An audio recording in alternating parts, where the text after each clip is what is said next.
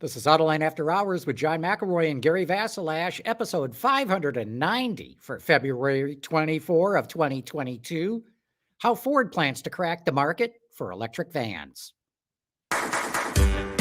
Watch Autoline After Hours live at Autoline.tv every Thursday at 3 p.m. Eastern Time. That's 12 p.m. Pacific. You can subscribe to this podcast for free by searching for Autoline in iTunes, Stitcher, or YouTube. Autoline After Hours is brought to you by Bridgestone Tires, solutions for your journey. Hey, Gary. John, how are you? Doing well. How about you? Doing good. It's looks like it's springtime outside, except for it's 19 degrees, and we're supposed to get a whole bunch of snow tonight. Yeah, well, that's springtime in Michigan. Exactly right. Exactly right. Hey, let's bring in Chad Kirchner from EV Pulse, who's going to be with us on the show today, too. Chad, great having you here. Yes, thanks, John, for having me. We're supposed to get mostly ice, so I don't know if I'd rather have snow or ice. Oh. Haven't decided. I'll take the snow. Believe me, snow's way better than ice. That's right. I'm supposed to be going to Cleveland tomorrow for the Cleveland show. I like to pop my head in, and I'm like, it's going to be a little dicey in the morning. Yeah. Good luck with that. Yeah, thanks. Yeah. Hey, we're going to have Tom Baughman from Ford Pro joining us right now. I think we're having some connectivity problems. Oh, no, there he is. Hello, Tim. Yeah. Hey, John. Hey, Gary. Hey, Chad. How are you? Yeah, good. To have you. So you're the general manager for Ford Pro. Give us a thumbnail real quick. Ford Pro is the constitution of our commercial business, super focused on one-stop, end-to-end customer solutions. So before it was spread around within different divisions within the company. So it's a focus of the whole company, support from the top all the way down, delivering end-to-end solutions to our customers. It's amazing as we put together our whole commercial business, especially as we go from ICE vehicles to battery electric vehicles and what that enables from an experience, connectivity, new business opportunities for us, and improvement to our customers' businesses. So Tim, this just isn't. You just didn't say, okay, we're going to take all of our trucks and put them in one showroom. Essentially, you guys are going beyond the physical object, correct? Correct. Way beyond. If you go back and look at our history, we've been a leader in commercial vehicles for decades. We've had our commercial side, we're focused on that. We had our parts and sales division. We had our dealer and service. But as we looked at the opportunity about what makes our business strong, we are a leader today in the segments that we play, north of 40% market share. We looked at how do we take it to the next level? How do we face directly our new competition? And we look at bringing in not the physical the vehicle, but look at the new business opportunities about charging. All of our commercial customers are coming to us as they electrify. We bought a charging company, and it's part of our charging offer to our customer, offering home, depot, and public charging solutions, actually enabling consolidated billing. Everyone individual retail BEV drivers, it's a lot different when you try to electrify 500 vehicles. And what if your customers take them home at night? Are they going to charge it on their home? Is the utility bill going to be $500 a month? They're going to be out of pocket. So we're developing solutions for our customers. Also, our Ford Pro Intelligence, a suite of taking the data enabled with our modems and connectivity software about making improvements for the customer, more predictive on maintenance, helping them with the dealers on service scheduling, maintenance, etc.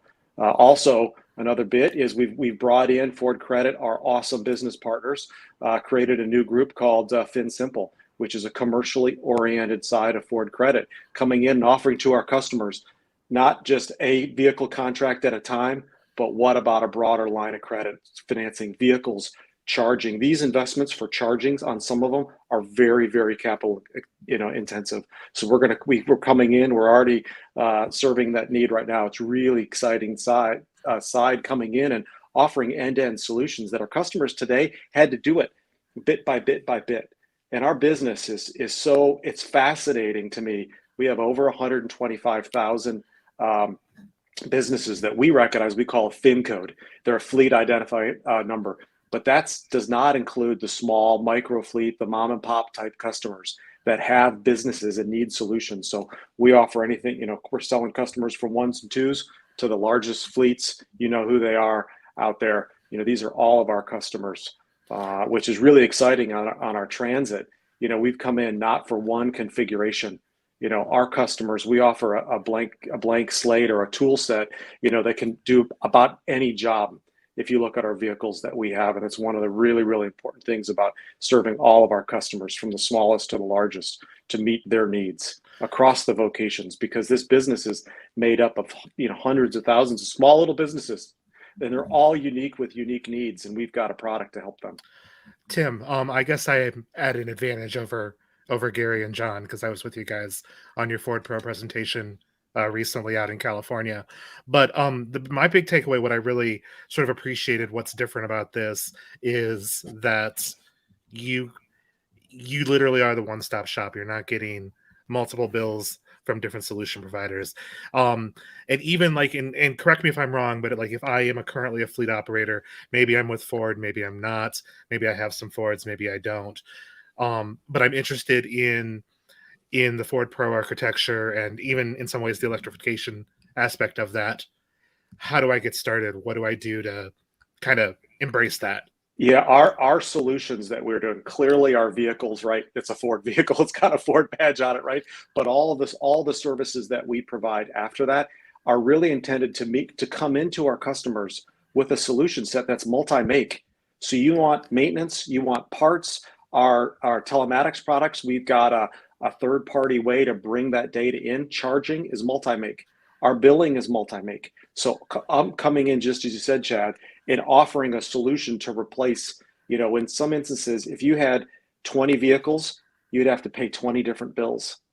How about aggregation of all that down into one check? And that's just on, the vehicle financing. Imagine the charging. Imagine all the other elements this has. And you saw it by being out in the customer event. We were working with some ranchers and some farmers, and it was unbelievable watching us bringing our solutions to them and watching it come to life and say, wow, you mean you can do this? That's going to help me here. That's going to reduce this pain point that I have here. Oh my gosh, I could do that. Sign me up. I'll take 3 of these, 4 of these. It was fascinating to see as we opened up our aperture from a customer and really focus in end to end what we can provide. And we're only going to be building that out over time.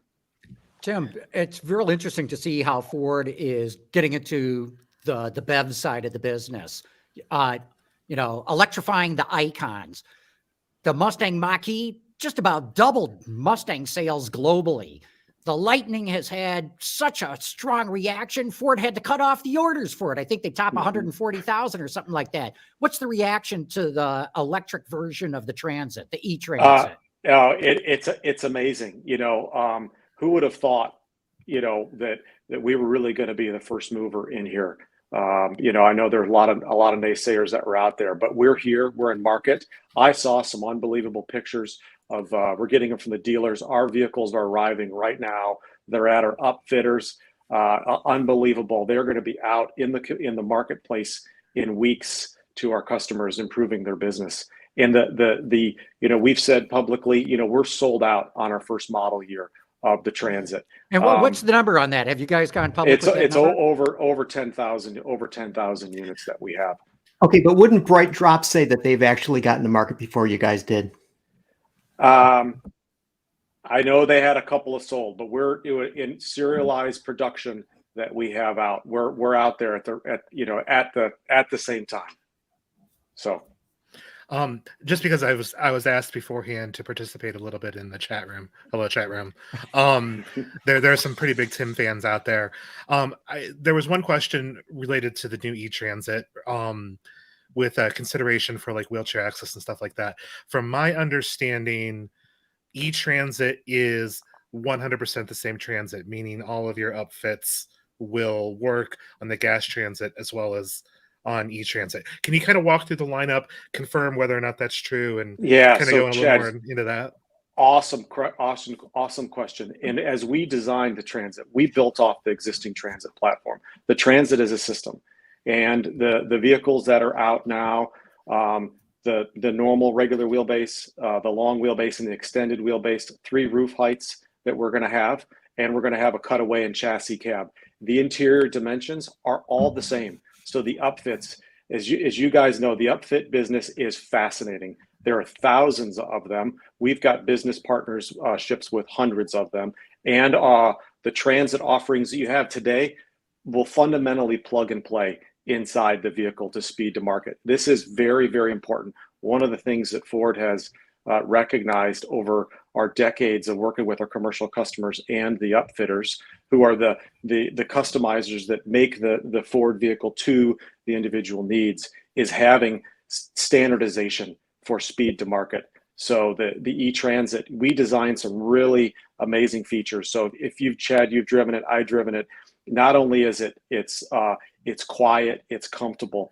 You know, for us to hold the interior package the same, we had to put an independent rear suspension on the vehicle, which not only makes it handle better, it's quieter for the customer. It's one of the things that we're hearing immediately is, wow, how quiet. At the end of the day, this is going to be, you know, less stress on the driver. And it's so far it's going very, very well. A lot of interest that we have. You know, some of our big customers, like everyone in this space, you know, we're all going to be learning together here as the commercial business goes electric. So tell us about the powertrain and the range. I mean, because that's essential for people who are making deliveries on a regular basis. Yeah. So great question. You know, the range, we've got a 68 kilowatt hour is the usable power that in the pack. It's about 266 horsepower. So you can think about that for a Transit, 300 foot-pounds of torque. So lots of decent power. Actually, we've done some things to actually have an option to dial back the power, because it's got in some cases, it's got a Pro Power on board, which is another key feature that we have for our customers about bringing power to the job site. I was in a cave in California for a number of hours, and we were using the power, you know, and it was quiet. Here you go. It was awesome. Quiet. Imagine being able to work in places, running the lights, running some of the equipment off the vehicle that we have today. It was so exciting to see the business transformation. The range right now on a low roof version is 126 mile EPA. On a long wheelbase high roofs, going to be about 108 miles. A lot of people have some doubts. You know, we have 30 million miles of testing that we've looked at this on it. And, you know, we see the average is around 70 miles a day for our customers. We know it's not going to meet everyone's needs, but the needs of the vehicle in this iteration is going to meet a ton of our customers' needs and be just fine for their use cases. So you said you sold 10,000. How big is the market? Overall, what's the TAM, you know, the total addressable market? And then what's Ford able to get? Because, you know, Gary mentioned BrightDrop, and, you know, Rivian's going to get in there, and who knows, maybe Arrival and a bunch of others are coming in as well.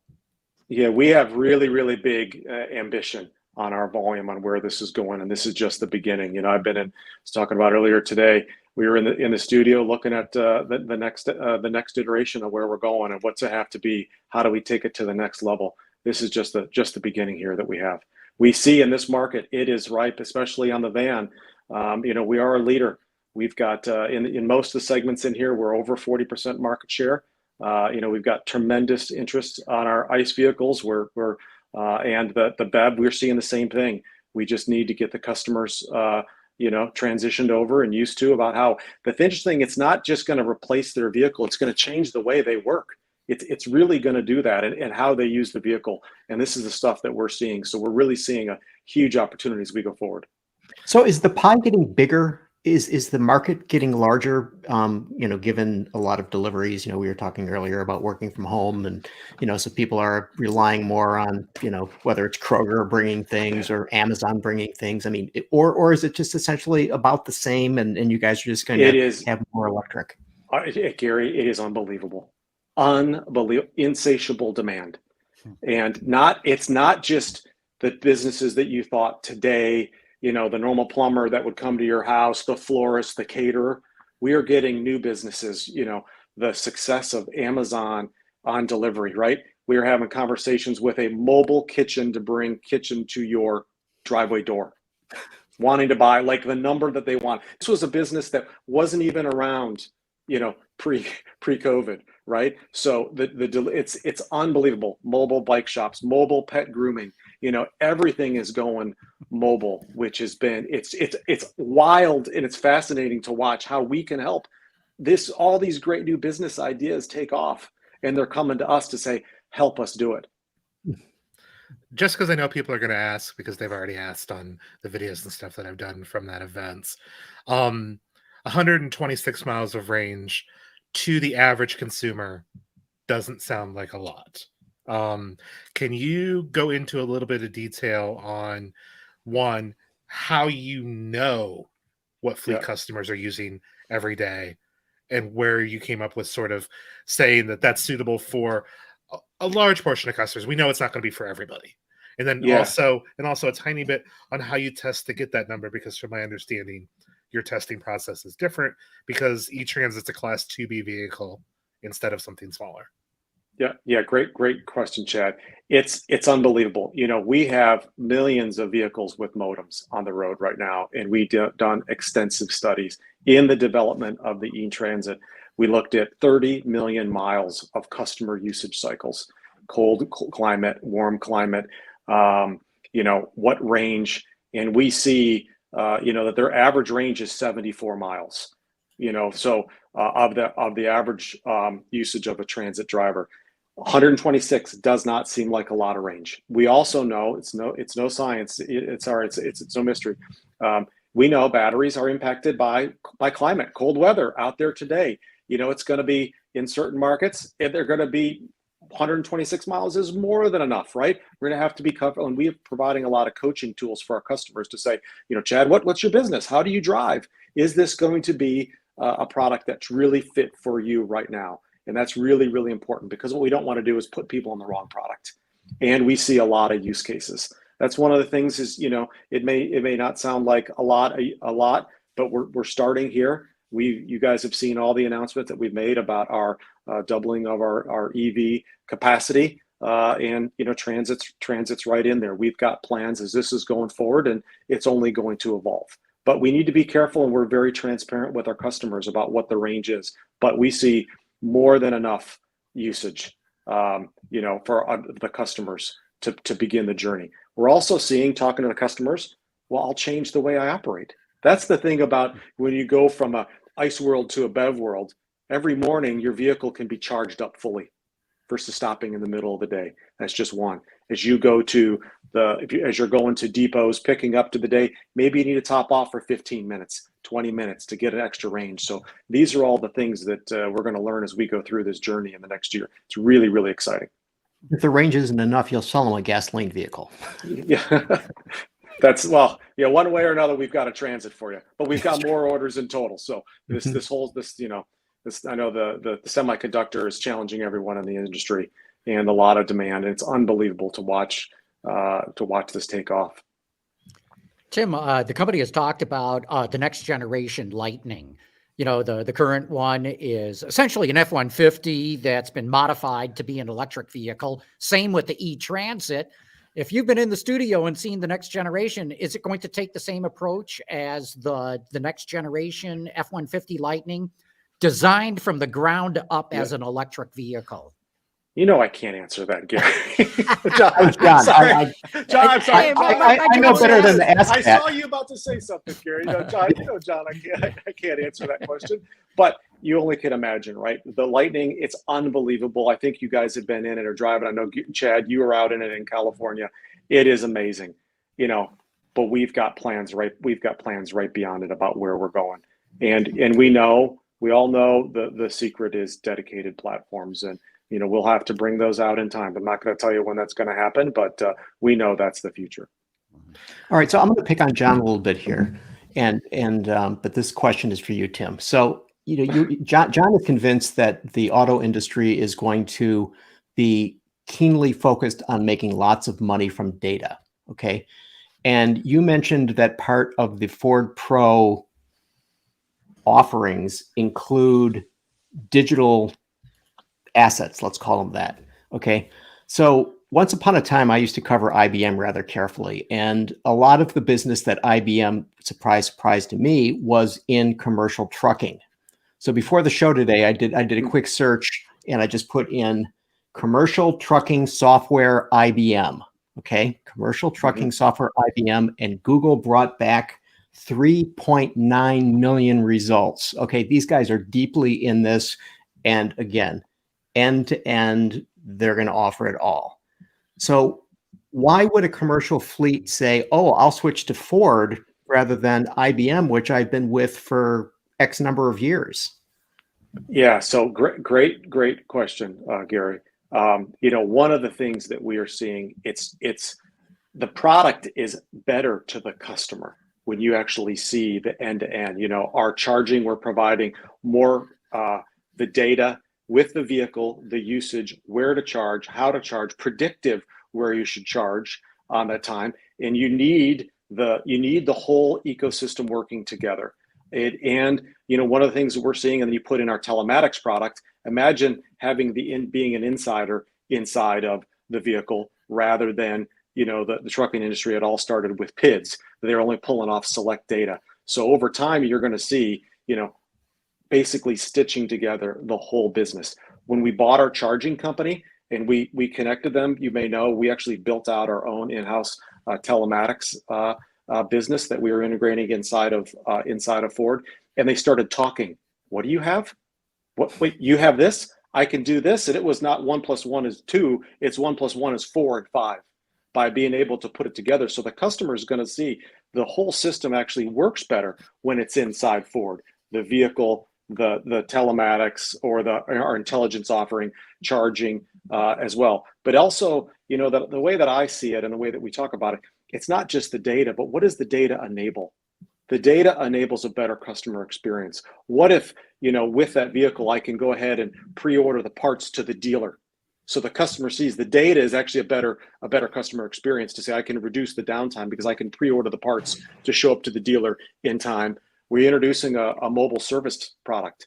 Well, what if, oh, by the way, Gary, your truck's down or it's going to be down. You have this issue. We then can, based on the data, order the parts, get it to the mobile service truck, and it comes out to your depot to fix your vehicle and your whole fleet of vehicles. So it's the data, but it's what does the data enable? The data is going to enable an end-to-end solution for the customers to improve their total cost of ownership. And as you guys know, in the commercial space, it's all about total cost of ownership.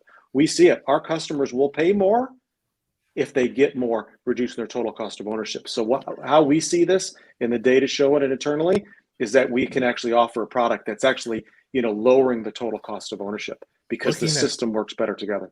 Looking at total cost of ownership, especially in California, and not so much here in Ohio, but electricity is charged a couple of different ways. You pay by the kilowatt hour, and then you also pay a peak or a demand charge. Obviously, charging 10 vans is going to take up, both of that. What does your software help me with that, and what does it do? How does it save me money? How does all of this intelligence, how do all of this intelligence that you're working with help there? Awesome question.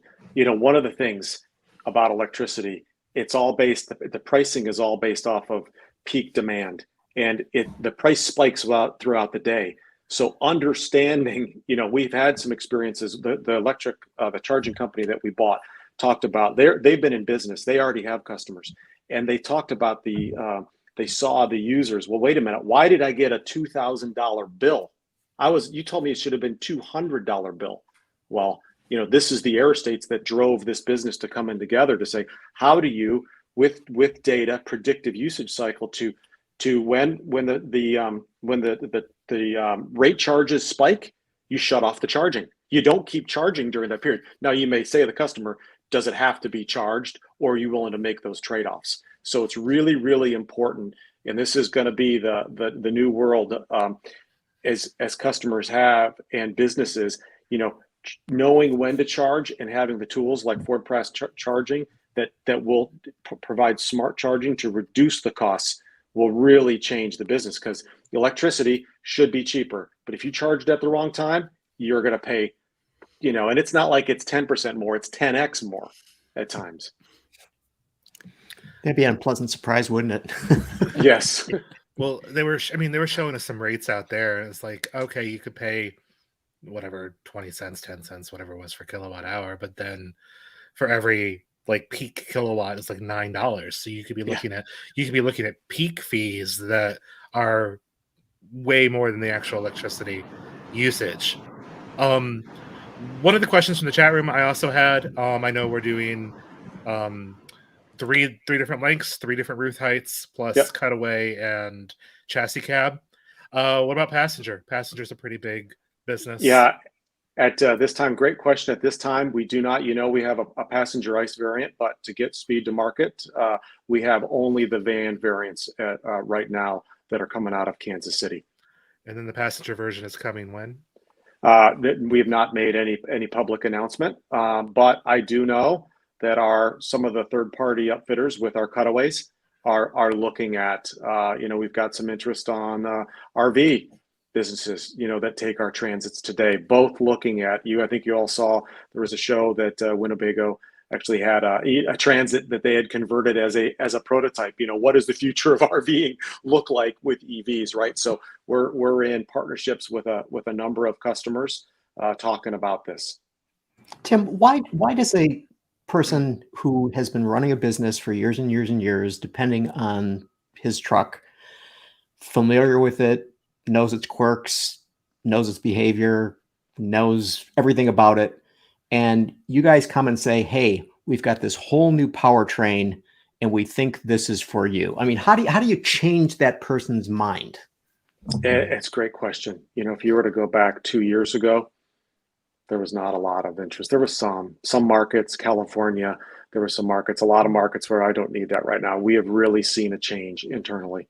Our customers, their vehicles are a representation of them and their values, and the movement towards sustainability, towards environmental conscious, is really driving. We're seeing a big change in customers' interests to say, what do they stand for? What does the vehicle represent? And oh, by the way, I wanna start this journey, and can I start it with you? We get phone calls that say, help. We want to go. We have to convert our fleet over. We don't know how to do it. How do we do this? I mean, it's amazing. Some of our customers, we got an email the other day of a customer over 100 years. 100 years ago, we delivered. And they said, look, you just delivered us our new one. Here's one from 100 years ago. I mean, these relationships go back so long. It's about true partnership and trust. And, how we listen to them. How do we deliver end-to-end solutions? And, the whole world knows that we're going to EV. All the all the trends there, and this is happening, and we're seeing a lot of interest, and it's great to see interest because before there was not a lot. Now, when you come back and look at our customers are very different. We sell the biggest businesses out there. We sell to them, and we're selling to the smallest, but they're trying it. We had a great convert of a customer, placed a big order, but it's relatively small. They're trying it. They said, well, guess what? We're going to see how this works. And if it works, guess what? We're going to be all in. And they bought in on charging. They bought in on the whole suite. Say, hey, help us because we need to do this. Hey, look, we got to take a quick commercial break. We'll be back in just a jiffy here, asking more questions to Tim Baughman about the E-Transit and Ford Pro.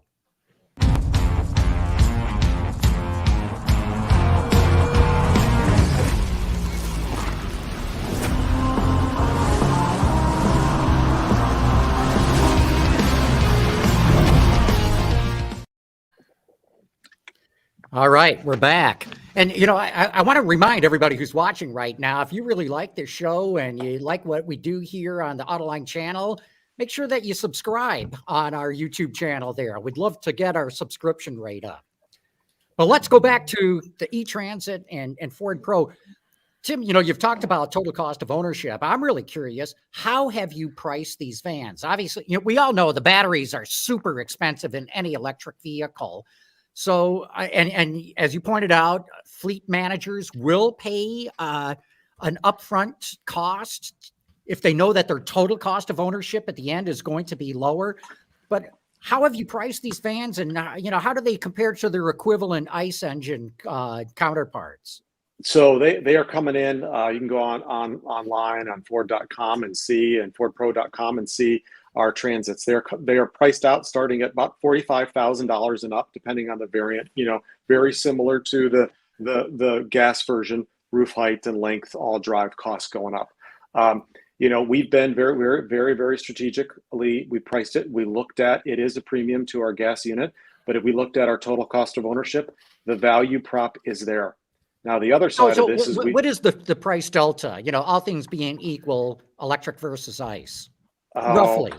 Roughly, I think it's like $5,000 to $6,000. I could be wrong. I have to go back on this one. It all depends on the variant, on which one. Right.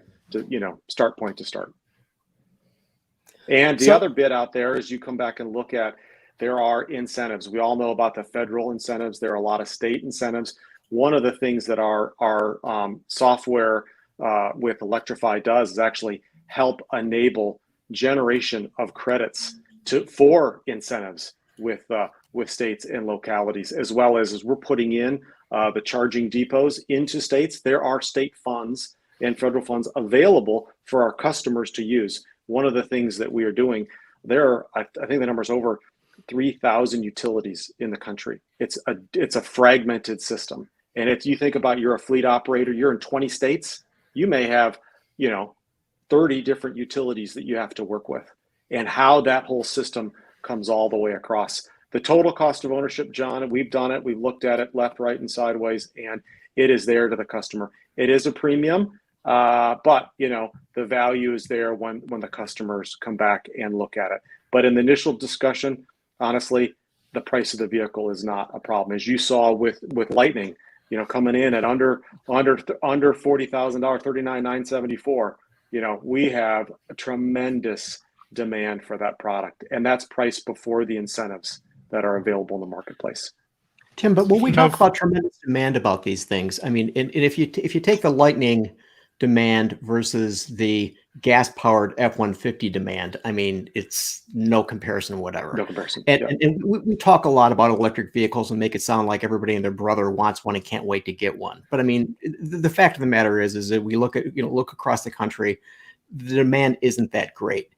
And it would seem to me that part of this goes to the point of risk. Someone doesn't want to take the risk. Now, if I buy an EV and I can't get to the grocery store one day, no big deal. But if I'm working for a company and I can't deliver the product to the grocery store, that's a bigger deal. So how do you mitigate risk for the person who may be interested in buying a vehicle like this? Yeah, great question. One of the things that we have done is we created tools and guides and coaching for our customers to come back and say, before you just buy it, Gary, let's talk. How to use it? How far do you drive? What type of climate are you in? Is there a lot of elevation change? What are the extremes of the weather? And to come back and have an honest dialogue and question to say, you know what, we've told some customers, we don't think this is going to work for you in this usage cycle. And that's very, very important. Transparency is important. And our customers, we've been doing this for decades with them, some of them over 100 years. And the partnership and that we have with them is very, very important. And we do not want to put the wrong people, the person in the wrong vehicle that does not meet their usage cycle. When I look at order takes on our Lightning and our Transit versus the ICE variants of our commercial customers, you can see they're starting. They are not flipping everything over. They're going to try it. We're going to learn together, and we'll go. And just as you're right. Lightning orders, what we've capacitized against is a fraction of what the total ICE variant is going to be. But that's going to change over time. There's a lot of things out there. Getting the infrastructure, getting customers used to it, getting our business customers how to understand how it's going to enable their new business. When we were out in California, watching them think. We were with this farmer that talked about, well, I have to drag diesel generators out to the field because we do our work at night, and lights, and they're noisy. Well, wait, what? You mean I could just drive the truck? And this is going to have enough power that I can power the lights, and I don't have to have another piece of equipment, or we were in this cave, or how about in warehouses? You don't have to worry about the doors, right? The e-transits can drive right in. You don't have to worry about carbon monoxide. So there are going to be trade-offs, but the benefits on the other side for their businesses are also quite large. It's going to take some time. Well, and I think one thing too that we don't talk a lot about when talking about EVs is the noise issue. You start looking at municipalities, cities, New York, whatever. How much of the ambient noise in that city is based on delivery trucks and dump trucks and all these other things that some cities have noise ordinances. You can't do work after a certain time at night. Something like a e-transit with ProPower onboard or a bright job van or literally any of these electric vehicles no longer have that problem because they don't make that noise. Chad, you'd have to disable the horns. You. True. Exactly. I will tell you, it was amazing. And Chad was there being in these commercial environments, buying around our vehicles that were running and on. And after it's like, wow, this has been functioning all day. And I've been standing next to it and it's not noisy. And it's one of these things, suddenly it's like, wow, you didn't realize the ambient background noise. So these are the things that are going to be for all of all of our commercial customers and our retail customers as they see the benefits. But there are trade-offs. One of the things that's going to be important is this is not how do you take a BEV vehicle and put it in an ICE world. This is going to be the ICE world is going to change into the BEV world, and businesses are going to change. The usage is going to be trade-offs. There's going to be a lot of new things that are enabled: data, user experience, charging, longer maintenance cycles. We are seeing, tremendously longer maintenance cycles, and everyone sees that on vehicles, which is driving the total cost of ownership. To look a little futuristic before you go, because I don't know how long you're staying, is we know that Ford Lightning is coming soon. There's people just sharing today on Twitter that their build orders, that they've got a scheduled build date for that middle of April for the non-pro stuff. What's the status of Ford Lightning, the Ford Pro version of Lightning Pro, and when will customers be able to get it? And how do I get a fleet identification number so I can buy one? Well, that or the other one, I may be able to help you with that, but you have to meet some requirements, Chad. The Lightning is going to be, is going into production in the next month or so, and the Pro variant is available right at normal production time as we go. We expect that our customers should have their vehicles by the summer. Hey, I got a question. The fleet identification. Sorry, John. The other one you asked about. So, fleet identification code is really how we identify our big customers, right? So, if you're a customer, you've got a business. There's some requirements, just as you normally do. Do you have are you a certified business? Is it set up as a business? And how big your fleet is. If you have an individual fleet, coming to Ford Pro may not be the right solution for you. But if you start to get a fleet of size, and it varies, if you got 5 to 15 vehicles, then we can start having conversations. See, but I just want the extended range Lightning Pro. Take that off. I don't need an XLT. You see, I don't need an XLT. So isn't the shopping network? Yeah. No. Sorry. John, you were going to ask something. I rudely interrupted. Yeah. But actually, I'm going to ask you, Chad. I don't want to ask Tim this question because I know the kind of answer I'll get. You drove the e-Transit. What'd you think? It drives remarkably like a Transit, which it sounds like a really cop-out answer, but really what is impressive is how much it feels like a regular Transit. I've driven a few of them in the past, and the things that the electrification obviously makes it quieter. There's not a lot of wind noise at speed, and the wind noise that you do hear is coming from the fact that the windshield is pretty much straight up in the air. But the extra safety stuff that's added on the newer Transit is definitely appreciated, and I also appreciate how that comes more or less standard with Transit. So you get the autonomous emergency braking and stuff like that. But I found the 360-degree camera, which is an optional upgrade, super helpful when I needed to do a 3-point churn and not run over some grapevines. So It's quicker than a normal transit, and then all the transits we drove had, I believe, 1,000 pounds worth of weighted rubber mats in the back. So it rode really well, but transits are designed to carry stuff. So unloaded ride quality is kind of a moot point. But I would imagine it would be a little bit better just because of that independent rear suspension on the new ones. They are running one feature that I really want to play around more with. We just didn't have time when we were there. And I forget what it's called. And Tim, please get it right. But it's like cargo midi. It's the thing that when you accelerate, it simulates a load so you don't accelerate too fast. Yeah, it's a smart power truncation. Smart power truncation, yeah. Which yeah. is a really glorified way of saying it's to smooth out sort of the electric vehicleness of it, so you don't throw all your cargo and stuff around. I know Tim will have a much more detailed way to describe it. Yeah, no, we actually developed it after the vehicle. We put it in and we started doing testing, and we actually found that it was too powerful. So part of this was how do you moderate through the electronics in the vehicles? You can turn it on or off and actually see it. So one, it uses less power. So then you're saving the energy on that side, but also provides potentially a smoother experience depending on what your car hauling in the back. We are going to have fleet controls, right? So if you've got a big fleet of 50 vehicles, you can decide as the fleet operator, hey, I'm going to turn that on so my drivers aren't hot rodding around in a transit, because I'm most concerned about the miles and the range. It's funny you mentioned that, because the transit is rear drive even in the e-transit. So you could have drivers out there ripping some mad drifts if you want to. But more importantly, we were exposed to the eco coaching, where the van gets pretty mad at you if you it gets very stern with you, I should say, if you accelerate quickly or brake harder. And that's actually a feature that you've kind of brought over from gas transit, but modified it a little bit, I believe. Yes, that's right.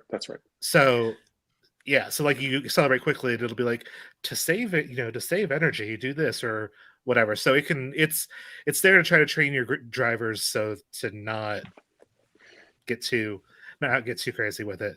All right, Tim, let me ask you something. We're talking about a new technology here. We're talking about electric vehicles, electric vans. And John mentioned earlier, some of the competition that's out there. To what extent do you see people saying, you know what, if I'm going to buy this new technology, I want to buy something that looks very futuristic? And let's face it, I mean, you look at an arrival vehicle, it looks damn futuristic.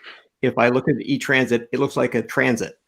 I mean, is that an issue that you guys find people resisting going for the transit versus maybe one of these other things they'll wait, or that they say, hey, this is tried and true, we're going to go with it?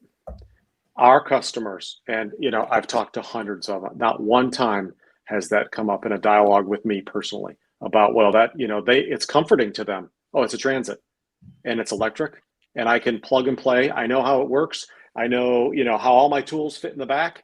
I know what it's like to drive. Okay, it's going to drive a little bit differently, but it's transit and it's tried and true, and it represents who they are. So that has been one of those things. Now, I was with someone and they said something about, well, I wouldn't drive that.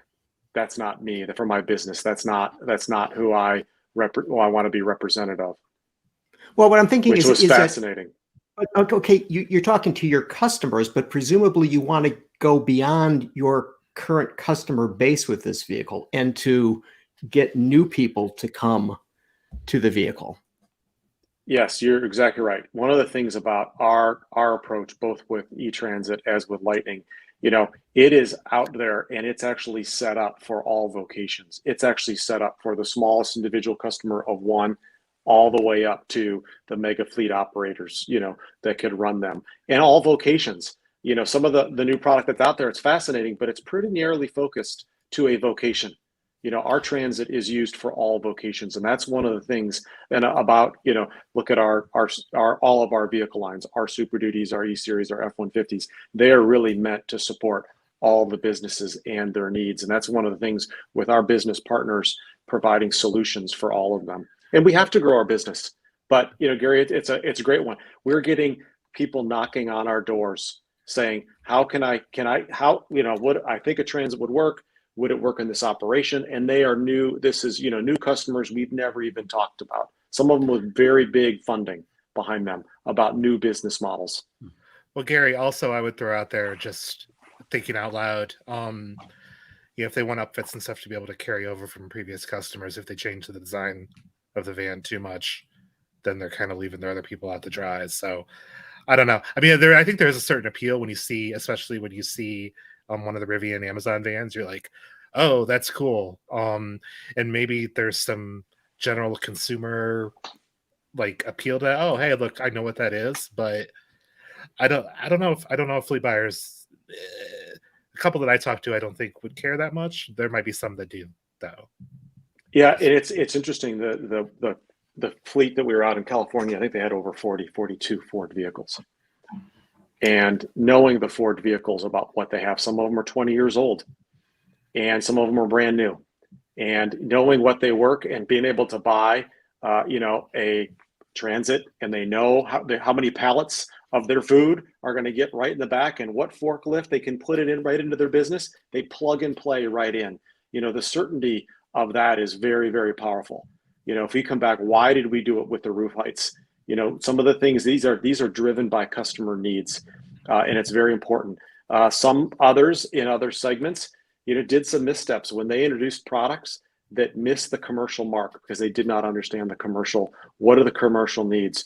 Whether it be certain dimensions, cab to axle, frame rail width, height, about certain things they need to operate inside their business. So, I think, it's something I know coming to Ford is a strength. The other bit is we've got 3,100 Ford dealers all across the country that these Transits can pull in and get serviced. That's another very powerful thing about what we offer, is not only the relationship, but know that you're going to be able to go to the dealer to get that repaired. Tim, I know. Well, I just think about from the point of view, if we look at the consumer side, no one thought Tesla would be successful, and people bought those because they look like the future. And so, I mean, there certainly has to be an element of that. Tim, there could be, and one of the things when we do all of our commercial research, they'll come back on a lot of our vehicles. I can't say every single one, right?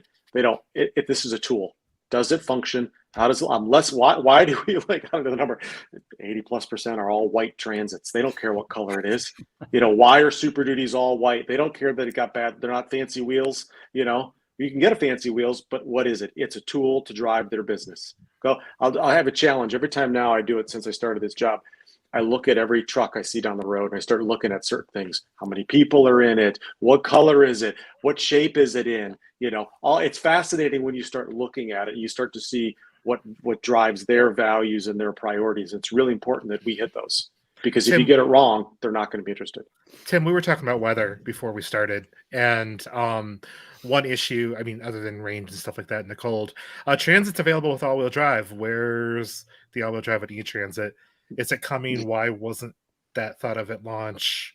Kind of go in a little detail. Yeah, great question. I think it's going to be a future just product discussion that we're talking about, right? I've got nothing to announce at this space.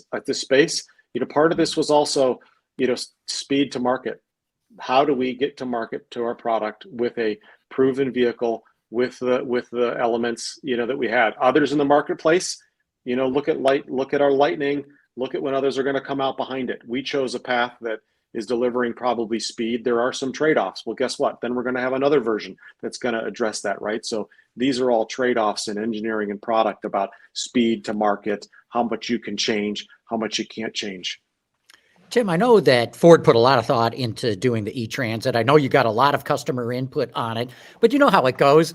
You get all this stuff, you put together a great van, you put it out there, and then your customers think of other things. Have they come back to you since they physically have seen or been in these vans and said, here's some other things that you ought to be thinking about? Yes, we have. So we did a great pilot. Some of it's been in the press. I'm not going to mention who they are, but where we gave them demonstrator units, put them in your fleet. Some of our biggest operators, go try them.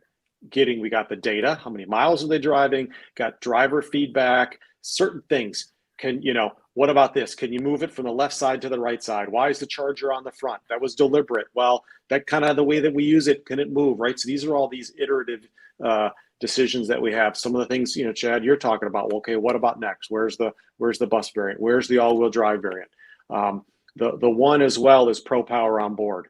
We are already making changes based off of customer feedback about usage to say, that's an important insight. We can go make some physical changes, and it's going to be help the customer out. And so, another thing, I know that you're the general manager for Ford Pro North America. Clearly, the e-Transit's going into Europe and I guess other markets too. What's been some of the feedback outside of the U.S. market?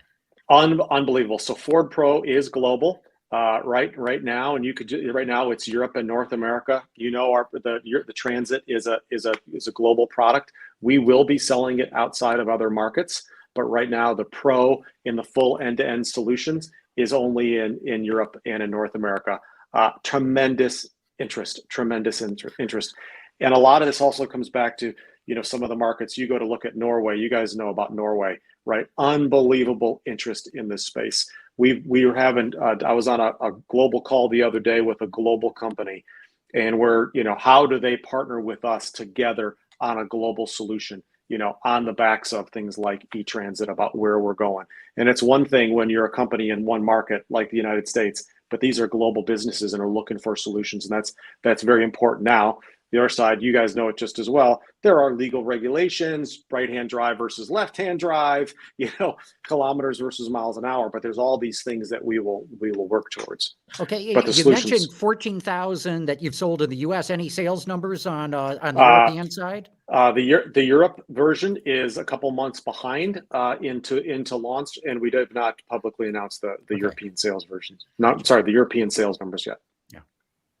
So you mentioned the independent rear suspension. So you have that. That's a difference from the gasoline powered vehicle, and of course the electric powertrain. Yeah.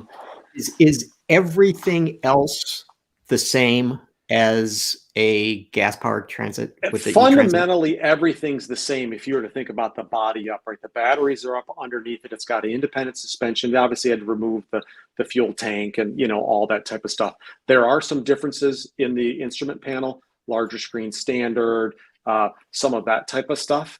But fundamentally, as you would see it as an ICE variant, if you got a 22 model Transit, we did make some changes for the 22 model year. If you got a 22 model year, same configuration, you would notice a lot being very carryover. That was so important for us to be able to say, if you think about an upfitter, you're going to go there, I want racks and bins, or on the top, I need ladder racks, or I need power inside it. Those things are really important. It can take months for these suppliers to put this in. So one of the things for us to speed to market, keep all the dimensions the same. Everything plugs and play right inside it. So they're able to get to work more quickly. They can get to work faster. Yeah, exactly right. To speed, I say to work, if you define that as production to the converter that's going to add the racks and bins to the customer. So it speeds to market that process. Yeah, the customer. The customer places the order, and he's going to get it, and he's just going to be faster. Able to go. That's right. And having to wait around for special custom fitting of that stuff.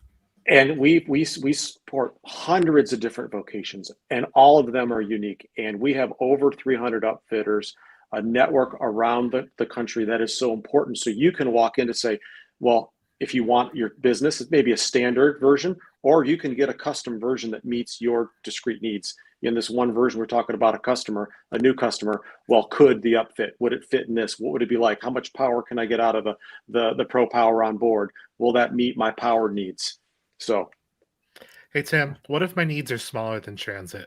What if it's like a Transit Connect? When can I expect an electric one of those? Can I expect an electric one of those? Yeah, I've got nothing to announce on that space. I would love to have that. Right now, I think we'd all love an even bigger and wider and more volume available as we spans, but nothing to announce right now, Chad. We're down to the end here. Anybody got any last questions? Yeah, I do. So Tim, customer comes into the store faced with a choice to make. You're very bullish here on the e-Transit. Why should they make that choice rather than a conventional gasoline-powered vehicle? I think it's going to be about total cost of ownership and their usage cycle. So this is really going to be how many miles are you driving a day, and what's your climate, and what do you need out of the product? Do these things start to meet your needs? There are it's going to be a couple different sides that we're seeing, right? It's not going to be just a choice specific. Well, I'm not sure which one. They're coming in to say, hey, I want to go EV. This is important for my business. Who do I represent? Or I have to. There's certain regulations coming out that says percentage of your fleet has to be EV. So there is a choice there today. A customer can go in, but a lot of it is of customer choice coming in up front. So if I'm making deliveries to Grand Rapids and back every day, I might not get this. Probably not a good choice for you, unless you've got DC fast charge in Grand Rapids, and if you're leaving from Brighton to get over there, you're going to make it, right? So I think it's all going to be about your mileage and usage. Also, just for the chat room, I don't expect the ID Buzz cargo to be sold in North America. I expect that to be European only. Just putting that out there. Hey, we're going to wrap it up. Tim Baughman, General Manager, Ford Pro North America. Thanks so much for coming on. Very interesting discussion. We didn't even, we spent so much time on the e-Transit, which was great. We'll have to have you back another time when Ford Pro has been operating for a while, get an update to what you guys have been doing. Would love to come back anytime. Big fan of the show. Big fan of what you guys do for everyone keeping it. So John wants to find out about all that data. That's what he's interested in. Chad, great having you on the show. Come back after we have the lightning on the road with some more customers, and we can tell you about all the great things we're learning with transits and lightnings with our customers. That's great. We'll do it. Thanks, Tim. Good. Chad, great having you on too. We'll have to have you back as well. Thank you. No, I appreciate you guys having me on. It's fun to talk about. Well, honestly, right now it's fun to talk about anything other than what's going on. So this is great. Yes, I appreciate exactly. it. Thank you for the distraction. It's been nice. That's right. Okay, Gary, we'll be back here again next week. Yes, we will. Well, good. Thanks everybody for having guys. tuned in. Autoline After Hours is brought to you by Bridgestone Tires, solutions for your journey. Visit our website, Autoline.tv, where you can watch us live Thursday afternoons. Get your daily fix with Autoline Daily and in-depth analysis and interviews with Autoline This Week. There's all that and much more at Autoline.tv.